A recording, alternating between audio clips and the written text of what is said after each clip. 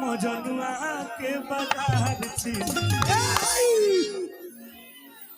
अरे तो लहंगा फ्री में दे दी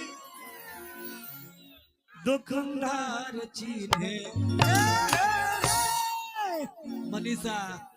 साथे साथे हाँ एक और गाना का तू लोग बम्पर हिट करा दे लो। आज के दौर में 30 दिन के अंदर 50 मिलियन ही गाना हो गया बा और भाई ये गाना से तू लोग हमारा के रियल में रुपया के किंग बना दे लो। हाँ बहुत बहुत धन्यवाद कि तू लोग सही मोहब्बत अपना भाई के देते रहो। हाँ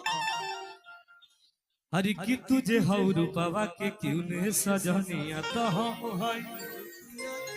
है रुपया के किंग हो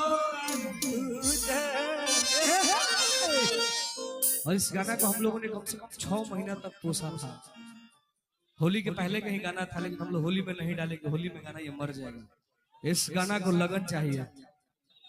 नहीं नहीं नहीं समय होता है भाई, समय बनाया होता है। लेकिन आई हमरा लेखा रंगदार लड़का के हाँ रंगदारी गर्लफ्रेंड वाह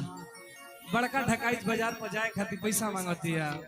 तोहरो ले पैसा मांगती है हाँ कहते कि हर की ऑनलाइन कत बाटे पैसा के लफड़ा हर की बाढ़ी के गमछिया करिले रंगदारी हाँ यही राम दूधावा के बैठा न जाने कितने गाने को आप लोगों ने मोहब्बत दिया। हाँ कुंदनवा भैया हाँ लड़कवा कहता कैसे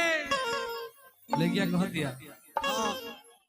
हर की ऑनलाइन कत बाटे पैसा के लफड़ा जाता निकिने एगो मार्केट से कपड़ा जाता निकिने एगो मार्केट से कपड़ा भैया भैया भैया भाई मेरा इंतजार कर रहा है लोग पास हूँ भाई। मनीषा लेखा लड़किया रहती है कहती है का हर की ऑनलाइन कत बाटे पैसा के लफड़ा आ जाता निकिने एगो मार्केट से कपड़ा हर की झूठो कहे लोग थाना थाना दान चिन्हता राजू भैया ए हेलो हर की झूठो कहे लोग थाना थाना दान चिन्हता